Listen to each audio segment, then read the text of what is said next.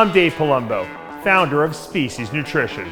From my earliest bodybuilding days, I believed in only putting the best in my body. And that lives on in the Species Nutrition line of products. I put my name and reputation on every bottle of Species Nutrition products. If you want to be your absolute best, join the evolution. After working hard at the gym, you need a mattress that works as hard as you do. Spinalign has engineered the perfect mattress for you and your active lifestyle. Don't compromise your recovery with inferior sleep. Order your Spinalign mattress today. Hey guys, we're super excited to be here at the LA Fit Expo. It's our third year in a row. And what we're going to be doing today is we're going to be launching the Tasty Pastry. It's a low-carb Pop-Tart. It's got 3 to 4 grams of net carbs. And we love this show. This is our best place to be in LA.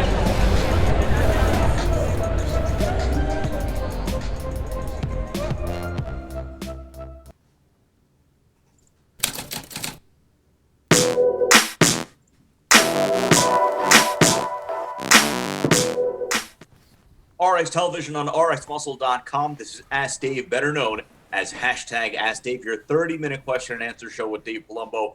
All your questions, diet, training, supplementation, anything and everything going on in and outside the bodybuilding world. I'm your host, Sadiq Faruqian. We're going to start this on a what was supposed to be on a more happier note, this being Dave Palumbo's birthday, but we will address the 7,000-pound elephant in the room. If you're just tuning into the RX Muscle YouTube channel, and if you haven't already seen the video update from earlier on this afternoon, Dave Palumbo indeed unveiled the results of his biopsy. We were literally about to film this show when he got a call from his doctor, as we now bring in Dave Palumbo. So Dave, if you want to, I guess, give a mini summary for those who may not have yet watched that video. Yeah, well, you know, when I got the ultrasound result back originally, and it came back as highly suspicious, you know, they rate these things 1 to 5, and mine was a 5. I have a pretty good medical background, obviously. You know, I went to medical school. I've worked in hospitals. I knew everyone's tries to give you the benefit of the doubt, think positive. I knew it was already going to come back as like some kind of cancer, because that's what they do. They grow long, you know, rather than round. It was calcified. It had every like marking. And I could read my friend's face, you know, who's the doctor who I went to, my endocrinologist friend, Dr. Leonard Thaler. I know Lenny. I mean, I grew up with the kid. I could read his face. Even though I said, "What do you think?" He said, 50-50. I knew that he thought that it was not good. Now, luckily, it's very small. You know, they don't usually catch these cancers when they're like 10 millimeters. You know, this is less than a centimeter, really. And it just so happened that, you know, it was in the background of the cardiac, you know, scan that I got. So obviously someone up there was watching out for me and brought it to light very early on. So that's a very good sign. Now, if I would be a lot more upset with the whole thing if these nodules, if I had felt the nodule sticking out of my neck and it was very big and it was encompassing the entire gland, you know, I would have been a little more nervous about the whole situation. So, you know, I have I like challenges in my life, obviously, and I always said to myself, I refuse to let cancer into my life, and I don't want to have it because my mother died of it, and my whole family died of it on that side. But I said, if I ever do get it, I have a lot of modalities at my disposal that I've helped other people with over the years, utilizing to try to obviously enhance your immune system, so to speak, oxygenate your body, and, you know, starve the cancer of the food sources that it uses. And so, you know, I'm going to use whatever modalities and holistic, you know, healing methods I have at my disposal. And then I'm also going to use conventional, obviously, Western medicine, where they're going to have to go in there and remove it. And hopefully it'll only be one lobe of my thyroid, so I don't have to take the whole thing out. Well, I'll find out. And that's it. I'm going to attack it like I do everything I do, in a very methodical, scientific way, and try to take my emotions out of it, even though obviously, you know, to ignore that there's an emotional component would be completely ridiculous on my part. You know, you have to, you know, I'm a guy who likes to like suppress my emotions and stuff like that, and I'm not suppressing them. I'm not going to cry on the air, but, you know, if there's no reason to. There's no reason to panic at this point. Once again, it's a challenge. I'm gonna meet the challenge, and hopefully other people will be inspired by, you know, the challenge that I'm meeting. And if I can inspire other people and get other people to be more aware of, getting scans on your body, checking things out, why they don't do routine thyroid scans when it's one of the most, prevalent, cancers that pop up on people, I have no idea. These insurance companies don't want to pay, that's why. But the truth is that probably after the age of 40, you should probably get a thyroid ultrasound, which takes 3 minutes, okay, once every 5 years or so, just to check your thyroid gland and to make sure that there's not any nodules. Because a lot of people have nodules that are not cancerous there, and they're just there by routine. The weird thing is that the report came back about that I had gotten the scan on my cardiac aortic valve. They said it's fine, and then there's just like an incidental mention of a nodule on my thyroid. No follow-up. No one suggested, hey, go get this scan. I did it on my own because I read my own reports. So I could have just ignored it. I mean, if I just never saw the report myself, and the doctor just said, oh, you're fine, it could have just gone unnoticed, and I could have grown, and God knows what it could have developed into. So this is a very good wake-up message for people who are listening, that you have to take your own life into your own hands, your health into your own hands, so to speak. You got to get your tests done. You got to get your colonoscopy when you're 50. You got to get, your heart scan. We've talked about this before, cardiac CT scans, echocardiograms. And you know what? If something doesn't feel right, go get it checked out, because you know what? You never know. And obviously thyroid is, from what I'm learning, is is a very common diagnosis, having nodules on your thyroid. Get a scan every once in a while. It's so cheap, and yet you can catch things so quickly. Don't wait until things go wrong or you don't feel good, because that's not the right time to do it. So I'm, like I said, I'm at peace with the whole diagnosis thing, because I kind of knew already. I mean, people have skin cancers on their face, and no one really has a nervous breakdown. You go out and go to the doctor, they cut it out. I mean, right? And most of those don't spread. Thyroid cancer is similar to that. Obviously, it's a little more inside your body, so it's a little more scary, but it's really literally right there on the surface.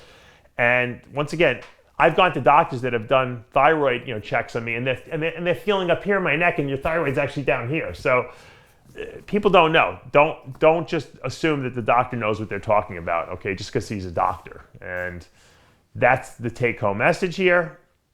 I don't want to become an alarmist or anything like that. I will keep you guys updated. I plan to be completely transparent about everything that I find out and all the modalities I use. Matter of fact, I have my whole ozone set up. I had set it up the other day because I knew this was coming, and I'm going to do a whole video with Tyler, and I'm going to film about all the modalities I'm doing, especially my ozone treatment, ozonating water, IV ozone, which super hyper oxygenates your body. And these are things that you can do at home. It's not a cheap setup. I've had it for about 15 years now. I haven't used it recently. I broke it out. I got my oxygen tank the other day, and I'm good to go. And you'll be seeing some of these modalities I'm using. So hopefully people will, learn something from this. Once again, only Dave. I always said, there's nothing anyone can give me on my birthday that's unusual anymore. So the universe says, oh, really? All right, we'll give you something on your birthday. Here you go. And I'm good with it. So there you have it. But I know I speak on behalf of the entire RxMuscle community, and this is something that you alluded to last week when you made the video talking about how you may have cancer, and that you kind of always said to yourself that you weren't going to allow cancer to enter your life, and then should have kept my mouth shut. That you were ready to have that conversation. And we posted this last week, and we posted the caption that there is only one way to deal with adversity, and that is to punch it in the face. And I know you will do just that, but again, you're an open book, and I know you're going to share the whole process with the entire RxMuscle viewing audience, and I know they're going to be sending you their good vibes throughout the entire process. Before we go to the questions on the Dave Palumbo Experience app, again, and I don't want to sound vulgar talking about this, but it is Dave's birthday. So for those of you that haven't wished him already, I know we posted it late last night on the RxMuscle Instagram, and a lot of you rushed to go and wish Dave. But in honor of Dave's, what is his 29th birthday, we are having a special sale right now because Dave, of course, is not a day older than 29.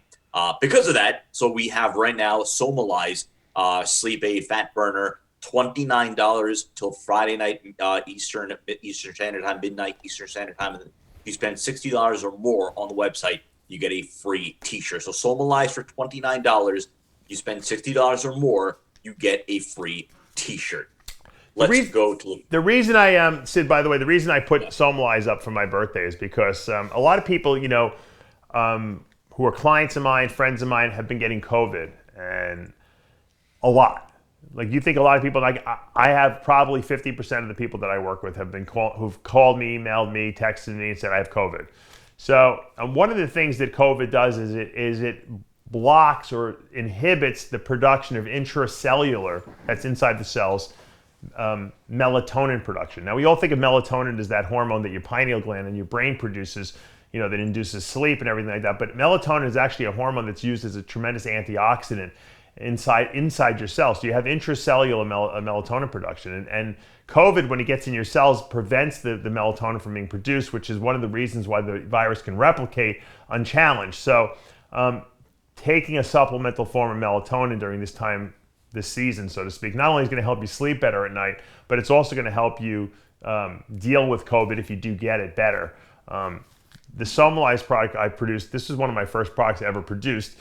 I sold it as a nighttime fat burner and sleep aid, but it's really, the most potency comes from its sleep-inducing effects, and that's because it has GABA in there, which is a neurotransmitter that relaxes the brain. It's kind of like, it's like natural Valium, essentially, and that enables you to fall asleep. Because most people, myself included, if I go to bed too late, I'm thinking, I can't turn my brain off. GABA relaxes you, and then melatonin keeps you in a much deeper state of sleep. So you get a better quality of sleep. So if you're sleeping only 4 to 6 hours a night, it might be like you're sleeping 8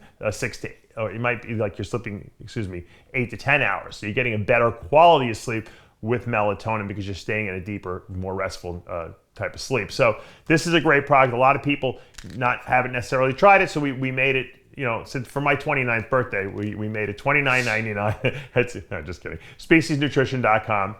And if you do spend more than $60, I'm going to give you a Species Nutrition t-shirt too, just to be a cool guy on my birthday. So check it out at the website. It's going to only be, what are we running this for, 48 hours, Sid? Yeah, through Friday night. So okay. Yeah, 48 hours. Okay, that's my last pitch. So let's get to the questions.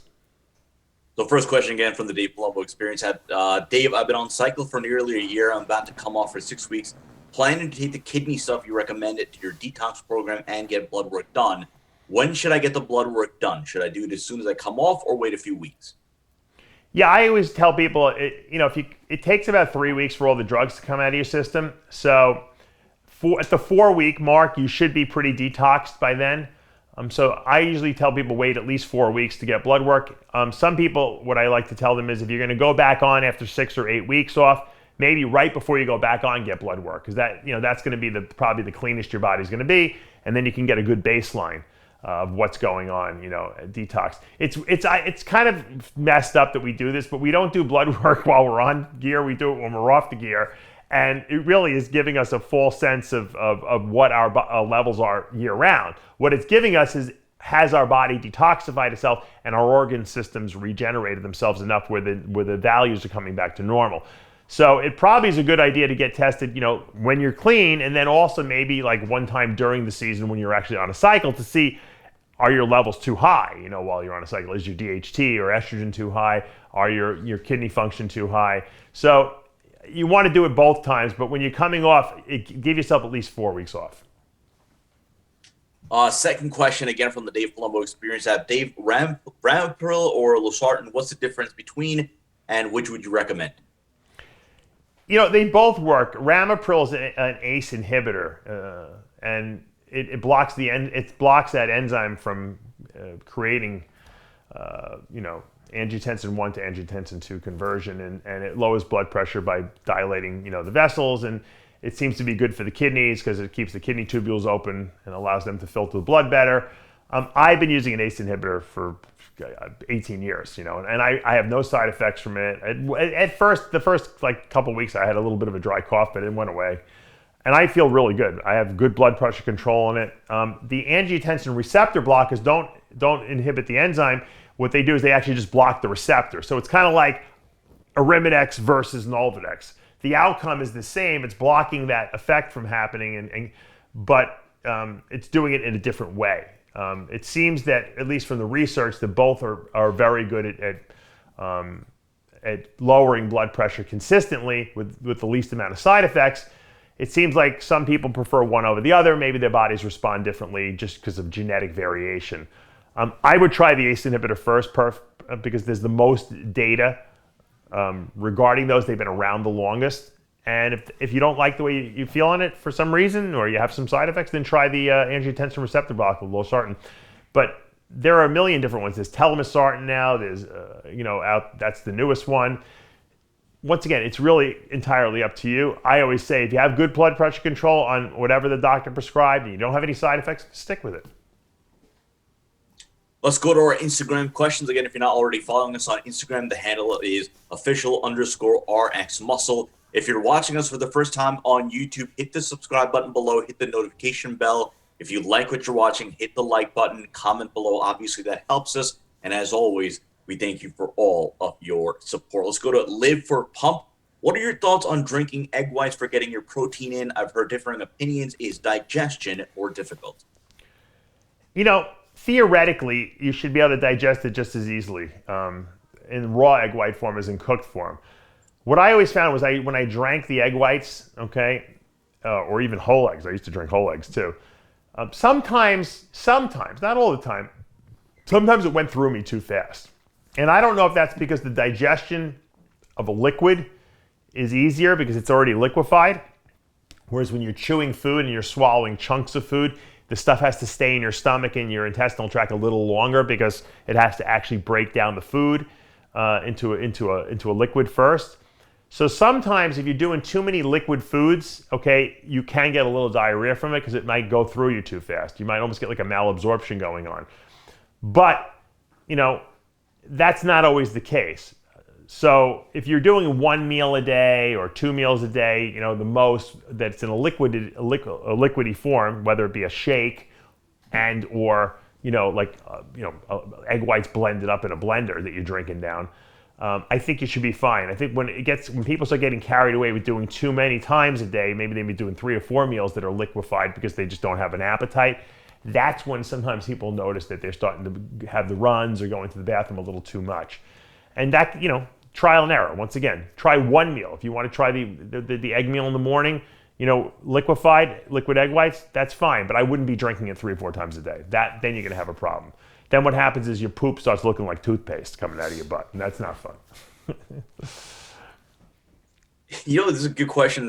I think a lot of people have been wondering, but nobody ever asked this one. In that commercial that we run at the top of this broadcast and a lot of other broadcasts, the Species Nutrition one, who is that guy? Is for the question from Physique T Academy. Who is that guy that you and the Species Nutrition commercial, when it shows you you do sort of like a cheer and then you drink the shake? You know what I'm talking about? Matt Duvall? Yeah. Yeah. Okay. Yeah, that was Matt Duvall, the late Matt Duvall. Matt is no longer with us. He was a good friend of mine back in the 90s. We were training together. He would to do that video, that training video that we made together in 97. He would drive out from the Jersey Shore to Long Island like 3 times, maybe 4 times a week for like 6 weeks. It took us to film that because it was a lot of filming and setups and stuff like that. And so that was a big hike for him. But he was really dedicated to doing it, and he was just coming up at the time, and I kind of was pretty well known, and so we did that video together, and we were tight for a long time. And then he moved. He lived a little too far away from me. So, and then he moved out of state, we still stayed in touch a little bit. But he turned pro, and he was working for Muscle Tech. Then he had a little stint in the WWE for a little while. That was always he always wanted to be in WWE, and I think he tore a pec in the ring, and that kind of was the end of that. And I had seen him at a show. I think it was the Nationals or something like that with his wife, his new wife. Relatively new wife, and she and him and I were just talking like old times, and I don't know what happened to him. I don't know if he got just down the wrong path, and I'm not really sure exactly what the cause of death was, but he definitely was taken from us way too early, and it's a shame. It's one of those tragedies that we hear about in our bodybuilding world. The guy just is gone too quickly. Is it caused by him? Is it fate? Who knows? Look. You never know when it's your time. I always say that, who knew I'm going to have a little cancer nodule on my neck? You just don't know. All you can do is try your best and stay your healthiest and and live your life to the fullest passion, because I believe as long as you have a reason to be here, you will be here. And I miss Matt, and I think about him often, and hopefully, he's in a better place. Next question, speaking of pec tears, from Pablo Feitos Gonçalves. Greetings from Brazil. Any suggestions for a proper recovery after a pectoral tear surgery? He goes and asks, I guess, Ergogenics. What would you recommend? I mean, as far as healing goes, the basic building blocks, you want to use would be, obviously tendons and ligaments are made up of glucosamine and MSM, and which is basically a biologically available source of sulfur. Boron is a big mineral. So you definitely want to take my Arthrolyze formula is tremendous on healing tendons and ligaments, especially after a surgery. I would do more than the recommended dose. I do 5 pills 3 times a day, probably 3 to 4 times a day maybe. I would certainly do my V-mineralized formula. You want chelated minerals. Minerals make up those joint and connective tissue as well, very high in minerals. And of course, you actually want to take an extra vitamin C, because vitamin C is the building blocks of collagen. So I would probably take 3,000 milligrams of vitamin C a day as well. Obviously, you want to take in your protein and your normal diet and everything like that. As far as performance-enhancing drugs, GH, growth hormone, can actually help the healing process. You don't want to take excessive amounts because you don't want to have a lot of swelling in that area or edema. Probably 2 IUs per day would probably be warranted, probably be helpful. Once the muscle starts healing and you can start actually getting movement in it, because the doctor's giving you the A-OK to move it, you might want to go on a hormone replacement dose of testosterone of 200 milligrams a week so that you can start rebuilding that muscle. To take that initially is not going to do anything, because the muscle didn't tear, the tendon tore. So we want the tendon to heal, and that's what we're going to target and work on first. And that's why the minerals, the components of connective tissue, the glucosamine obviously, and of course vitamin C are going to be your most important nutrients. Let's go to JDG Bear Shockey. Thoughts on performing barbell rows on a Smith machine? I used to do them every once in a while. I would work those in there. It's kind of like a very restricted movement you're locked into, and obviously you don't have to really stabilize the bar, because the Smith machine stabilizes it. But you get a really nice contraction on that Smith machine, because you don't have to worry about kind of balancing the weight. You can kind of just really squeeze. It's not the kind of movement you're going to go really ridiculously heavy on, because you're kind of locked into a specific movement. One of the biggest mistakes I made in my career, one of the things I was stupid, 2 weeks out from a bodybuilding show, I used to always free weight squat. I said, you know what? I'm a little tired today. I'm going to do Smith machine squats for a change. And I was a 600-pound squatter easily. And I remember on the Smith, I did 3 plates on each side, and I was squatting it easily. And I put 4 plates on. I said, maybe I shouldn't do 4 plates. I got a show in 2 weeks. I don't really need to do this. I've never done this movement before. Sure enough, I go down with 4 plates. It wasn't even heavy, but I was locked into a position that my body wasn't used to, and I tweaked the quad. And luckily I stopped, and it didn't turn out to be a disaster, because I was smart enough to stop and leave the gym.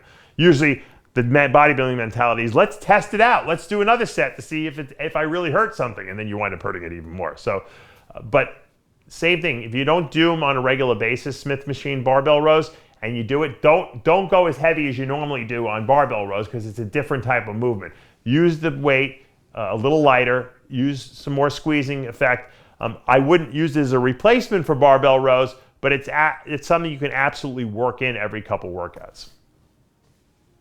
Go to Team Bam Bam 66. Dave spoke many times about visceral fat. How do we know we have it, and how would we go about getting rid of it? You've spoken about, I guess, visceral fat on many occasions. And I guess those are a couple of questions that you would like to have an answer to. It's really hard to know if you have visceral fat or not. I mean, if you're having abdominal protruding issues, and you've already addressed the fact that you're taking a fiber, Fiberlyze twice a day, and you're going to the bathroom and on a regular basis, you still have if you have a hard abdomen, that usually is because there is a heavy layer of visceral fat, not under the skin, under the muscle. So you got your skin and muscle could be paper thin. You might have ridiculously ripped abs. Then under that, you have this what's called the greater omentum. It's like a band of connective tissue that protects your internal organs. There's that band of connective tissue can grow fat on it, and that's what we call visceral fat. It surrounds the outside of the organ, and it's not really on the organs themselves. It's like a sheet. It's just like a layer that kind of covers the organs to protect them and shield them. And that can get thick. If that gets thick, you would never know it because you wouldn't look like you had any fat on your body. You can have 0% body fat externally, and then you have this internal fat. So if you have a hard stomach that you can't pull in or suck in, it's not usually that your liver is enlarged 25 times what it should be. It's usually that you have a really high level of visceral fat. If your blood sugar control is not good and you notice you're running high fasting blood sugars too, that's a really good indicator that it is visceral fat as well, because that's usually what happens when you're insulin resistant. You start laying down visceral fat in your body. So that could be gotten rid of from fasting to a certain degree. Getting your blood sugar under control obviously is going to be helpful as well. And once again, dropping your body weight a little bit, doing some detoxification stuff like my 3-week detox that I give out for free to everyone. Detoxing your liver and your kidneys, just little things all add up, and slowly but surely you'll reduce it. I think I had high visceral level of visceral fat. That's why my stomach was a little protruding as well during my career, because at some point when I was really big, I couldn't pull it in, but I was eating a ridiculous amount of food.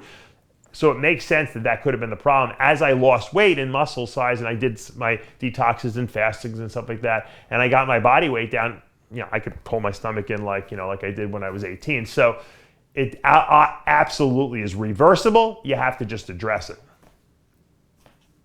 Let's go to Lisa Brown at 79. I was wondering, do you count all the fat in ground beef if you drain it after cooking?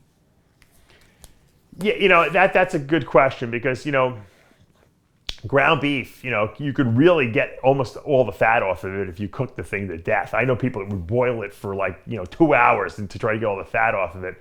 And that's not necessarily what you want to do, because you're eating a lot of times ground beef because you want a little bit of fat in your diet, so you don't have to go crazy and be a super neurotic. If if you're using 93% or 95% lean ground beef, then that's fine. Whatever fat's in there we've already factored into the equation. You know what I mean?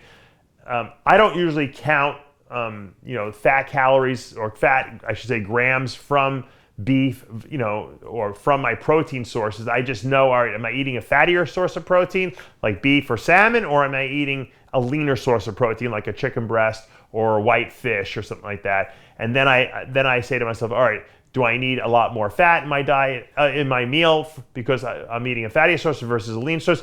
And so usually when I combine, fat sources for lean protein, I usually look for stuff that's a little high caloric, nuts, avocados.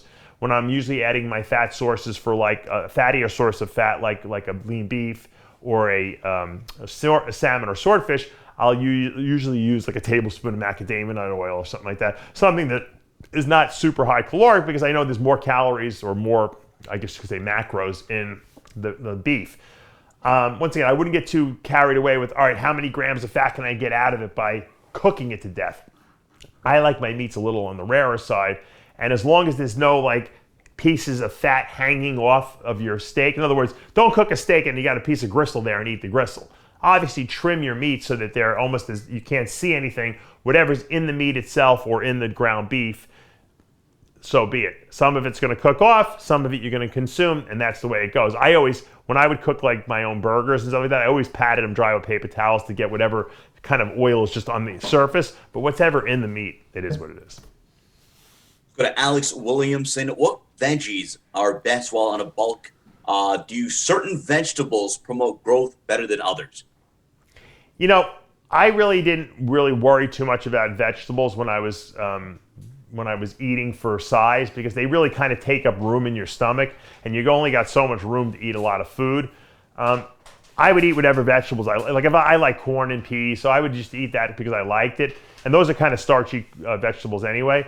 But I wouldn't go out of my way to be making massive salads and stuff like that, because I would never be able to get down all the protein and carbs and fats I had to eat. So that wasn't a priority. So what I did was I always took a fruit and vegetable extract product. I'm big on Juice Plus. Juice Plus I've been using for 25 years. I have a link on my DavePalumbo.com website. It's like the fruits and vegetables without the fiber and sugar. They've removed all that, and you just kind of have the powder and some capsules, and I pop 2 in the morning of the vegetable, the fruit, and at night I take 2 of the vegetable. And that was always what I used, so that I would at least get the phytonutrients from the vegetables. that I wasn't getting in my diet. Now, what I would also do is when I started dieting for a show, obviously I raised the vegetables I was eating up because now I want to take up room and cut back the starchy carbs. So I'm eating like broccoli and I'm eating green beans and asparagus and spinach and stuff like that and salads. So I probably was eating way healthier pre-contest than I was off-season, even though I was starving pre-contest because you're not eating what you want. And that's just the way I always did it. It just seemed like vegetables were really a waste of space in the off season. Time for a couple of more questions. Go to Swole Ginger. I got my blood work done, and my ATL levels liver was double the normal amount. What's a good liver supplement to help me with this? You know, two things. First of all, a good liver supplement. I actually sell Bill Llewellyn's liver detoxification product called Liver Stable on my DavePalumbo.com website at a discounted rate if you guys want to check that out. It's really good. It not only has the silymarin or the milk thistle, which is the active ingredient milk thistle, which we know opens up the bile ducts and allows the liver to detoxify itself better, but it also contains N-acetylcysteine, which is a precursor to glutathione, which is one of the most powerful antioxidants in the liver. So we're giving the liver, the ability to make more glutathione by giving it N-acetylcysteine. You can't take oral forms of glutathione; it's not absorbable. That's why a lot of times I recommend people go to Titan Medical if you have the extra money and you can buy an injectable form of glutathione. But if you can't do that, obviously Bill's product works really well with the, like I said, the milk thistle combined with the N-acetylcysteine. But you have to also understand that these values you get on blood work when they come back, a lot of them are skewed because these enzymes that are found within the liver cells, these metabolic enzymes, are also found in all the muscle cells of your body. So when you work out, 5 days a week, lifting ridiculously heavy weights and breaking down a crap load of muscle, you're leaking these enzymes that are inside the cells into the bloodstream. So when you go for blood work a lot of times and you get high enzyme levels, those enzymes they're not specific to liver, they're also found in muscle. So when you have 3 times the normal level of liver enzymes, you're either you have no liver left, it's completely destroyed, or it's coming from someplace else. And in 99% of the cases, it's coming from someplace else, and that someplace else is muscle cells. So unless you take 2-3 weeks off from the gym where you let your body completely heal up, okay, you're probably not going to get an accurate, liver enzyme level. Now, nowadays, I never had normal liver enzymes my whole life, even before I took an anabolic steroid. Nowadays, because I don't really train that hard, because I'm not trying to set records in the gym, I'm just kind of trying to go through the motions and just feel good. My liver enzymes come back all normal. So it's not like my liver got all of a sudden changed. It's because I don't break down first of all, I don't have as much muscle as I did before. And secondly, I don't break down as much muscle as I did before. And I see this all the time. I read tons of blood work from bodybuilders. Very few have normal liver values, okay? And liver enzyme values, I should say, because it's not coming from liver. Parker Dubose, your favorite carb source from your bodybuilding days and why? I like potatoes and I like rice, and I'll tell you why, because it goes through you really fast and it enables you to be hungry for the next meal. Whenever I would eat pasta, even to this day, I eat pasta, maybe a couple times a week. When I eat pasta, I'm so full for so long because it's a lower glycemic carb. It basically takes a long time to digest. So it's in your system a long time. So if you're trying to maximize food, so you can eat every 2 hours, I was eating every 90 minutes. You got to eat something to digest fast. So for me, rice and potatoes were really good. You know what someone turned me on to? They have, I like black rice. I don't know if you guys have ever tasted black rice. They sell it at certain restaurants, so you can get it. They have on Amazon.com. I gotta get the name of it. They have a minute. It's a 90-second rice. It must be pre-cooked. You buy a case of it. It comes in these little packages. You put it in the microwave, 90 seconds. You peel the plastic and you got black rice instantly served. I love it. I can't get enough of this stuff. I'm completely addicted to it. That's my new favorite carb. But pasta tastes the best. But off season, I would, if I was having trouble gaining weight, I would eat more pasta. But I also had to understand that if I ate pasta more than once a day, I probably wasn't going to be hungry enough to get my other meals. So for most of my meals, it was rice, okay, and potatoes, white potatoes. Sometimes I would do sweet potatoes and stuff like that just for shits and giggles because I would get bored of it. I also, instead of oatmeal in the morning, which really holds you over a long time as well, I would do cream of rice or grits. and those seem to work really well too. Pre-contest, you can go for a longer glycemic carb, but a lot of times you want to go with a short carb, a fast-acting carb too, because you don't want it laying in your system too long. You want your body to use it for energy quickly. So, my favorite carb sources were the faster ones. I love grits. Okay, I love grits. One of my favorite, and rice is obviously, can't go wrong with jasmine or basmati rice, and now I'm addicted to this new black rice. Last question. I know it's been a heavy tone to this episode. We'll end on a lighter note. It's from our good friend Ahmed Akinci, Los Angeles. Wishes you happy birthday, all the best. Who do you think the best bodybuilding historian is nowadays? Peter McGuff was the best probably, and obviously he just passed recently. John Hansen knows a lot. He's like, he studies those magazines, those old magazines. He knows a lot of the gossip from back in the day. I would, rank him up there. There's a lot of people that know a lot of good stories, about the past of what went on. You talk to Greg Valentino, he knows a lot, But as far as historically goes, I know Bob Ciccarello pretty much knows his history. He's been around the sport for a very long time. I've heard some stories from him, from back in the day. Probably if you talk to Jim Raquel too, who used to judge, in the NPC, he was there forever. He knows a lot about it too. And I guarantee if you talk to Jim Mannion, he's probably very knowledgeable as well. And I got to tell you, the person that I've interviewed the most, that has told me the most, detailed stories is J.M. Mannion. Because J.M. was there when he was a kid.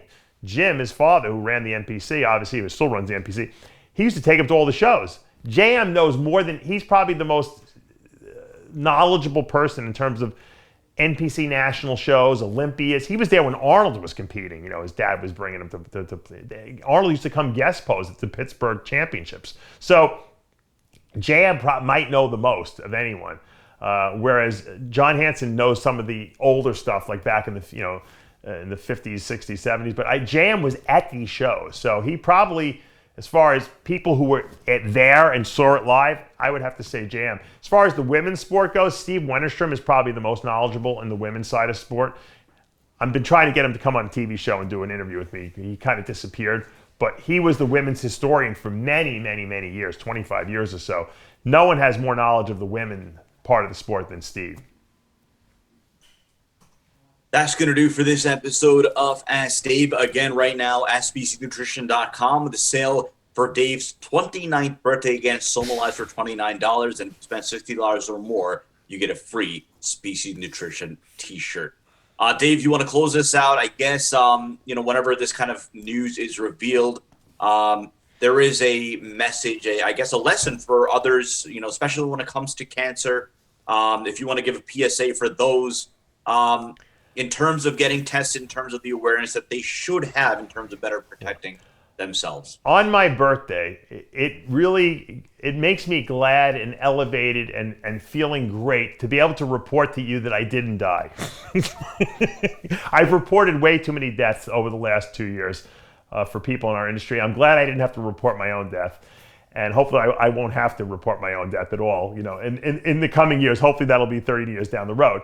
So once again, diagnoses are really blessings in disguise, because when you get diagnosed with something, okay, and it gives you the ability to respond to it, that means that you can do something about the problem.